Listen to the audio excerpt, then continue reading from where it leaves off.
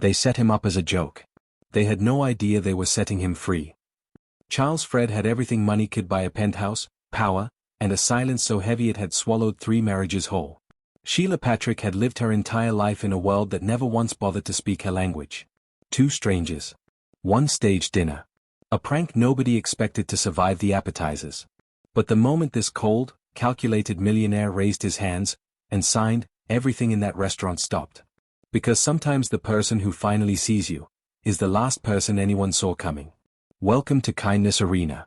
If you believe in kindness, second chances, and unseen connections that change lives, please help me prove something wrong. My mother said I wouldn't even reach 1,000 subscribers. Help me show her that stories like this matter and deserve to be heard by hitting the subscribe button, liking the video, comment your thoughts, where you are watching from, and share it with someone who needs it to stay motivated. Your support keeps these powerful true stories alive. The Monday morning meeting at Hargrove & Associates had barely ended when Marcel leaned back in his chair, cracked his knuckles, and announced, "I've got an idea."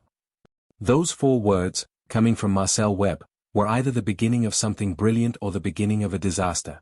In the 3 years they'd all worked together, it had only ever been one or the other, never anything in between. "We should set Charles up on a date," Marcel said, grinning like a man who had already convinced himself he was a genius. The office went quiet. Then came the slow, reluctant turning of heads: Priya from accounting, Devon from logistics, and Janet the office manager, who had seen enough of Marcel's ideas to know exactly where this was going. Charles Fred, their boss.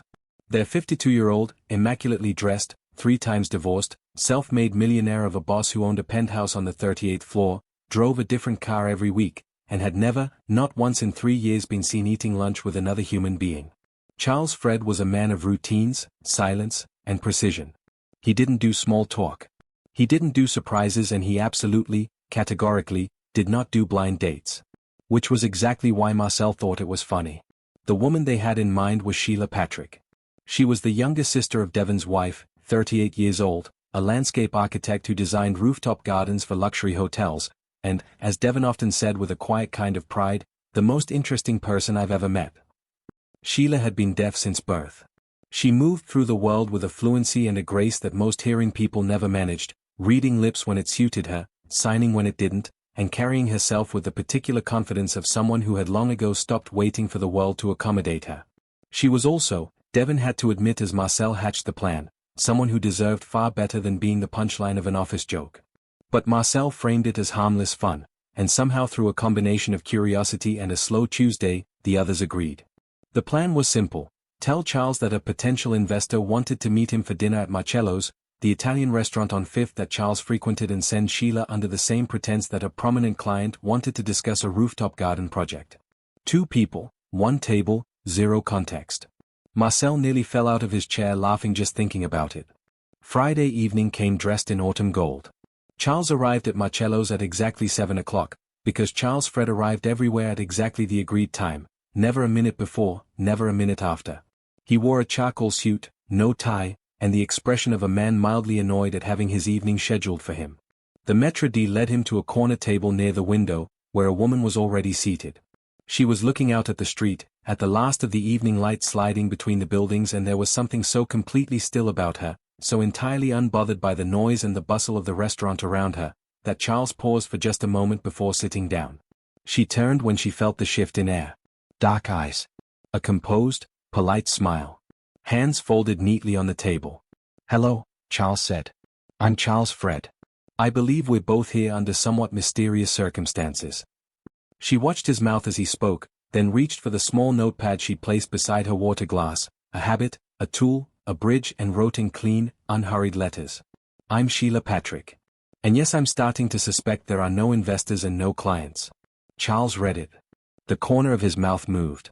Not quite a smile. Charles Fred didn't smile easily, but something adjacent to one. He picked up her pen and wrote back, "My staff. I'll deal with them Monday." She laughed. It was a real laugh, sudden and bright, and it startled him in a way he hadn't been startled in a very long time. They ordered. The waiter repeated the specials slowly and loudly, the way people sometimes did, and Sheila watched him with patient, unreadable eyes until he finished. Charles watched her watching the waiter. And then something shifted in him, something quiet and old and long unused, and without thinking, without calculating, Without any of the careful deliberation that governed every other decision in his life, he set down his menu and raised his hands. What he would like, he signed, is the C base. What would she like? The silence that followed was the loudest thing Sheila Patrick had ever not heard. She stared at him. The composed, polite expression she wore like armor, the one she'd perfected over 38 years of navigating a hearing world, cracked completely open. Her lips parted. You sign? She answered, hands moving slowly, as if she wasn't sure she could trust what she was seeing. My younger sister, he signed back. She's been deaf since she was 4. I've been signing for 40 years. Sheila sat back in her chair. She pressed one hand flat against the tablecloth, feeling the cool linen beneath her palm, grounding herself. Because something extraordinary was happening, and she had learned from long experience to be careful with extraordinary things. But Charles Fred was looking at her the way very few people ever had. Not with pity. Not with the slightly elevated patience of someone being careful. Not with the self-conscious pride of someone showing off a skill. He was looking at her the way you look at someone you can actually talk to. I've never, she signed and then paused, and started again, I've never sat at a restaurant table and had a conversation in my first language. Charles was quiet for a moment. That's one of the saddest things I've ever heard, he signed, and I intend to change your dinner average considerably. Back at the office, Marcel was refreshing his phone, waiting for the catastrophic text from Devon that the whole thing had blown up. Priya had bet $20 it would end in under 15 minutes. Janet had refused to participate but was lingering near her desk later than usual. The text from Devon came at 9:47. They're still there, 2 hours, I drove past. They're laughing. A second text followed 30 seconds later. They are signing. Charles is signing to her. How does Charles know sign language? Marcel stared at his phone for a very long time. Dinner became dessert. Dessert became the last 2 people left in Marcello's, the waitstaff quietly folding napkins nearby, nobody quite willing to interrupt whatever was happening at the corner table. They talked, properly talked, hands moving in the warm restaurant light about everything and nothing. About her gardens, suspended above cities like secret green lungs. About his company, built from a single loan and 17 years of early mornings. About his sister, Rosa, who lived in Portland and called him every Sunday and had spent their entire childhood furious at the world for him, when he hadn't yet learned to be furious at it himself. About what it was like, Sheila told him to be the most fluent person in the room and the most invisible. About what it was like, Charles told her to be the most powerful person in the room and the most alone. They sat with those 2 things for a moment, the strange, specific loneliness of each, and found, without trying, that they fit together like 2 odd puzzle pieces that had been pressed against all the wrong shapes for years. He walked her to her cab. The city moved around them, indifferent and luminous. I'd like to see you again, he signed, standing on the pavement in his charcoal suit, looking slightly less invincible than usual. She studied him for a long moment. You should know, she signed back, that I'm a lot to learn. I've been a quick study, he replied, my whole life. She smiled, the full version this time, nothing polite or careful about it, and signed, call Devon. Get my number and Charles? Yes?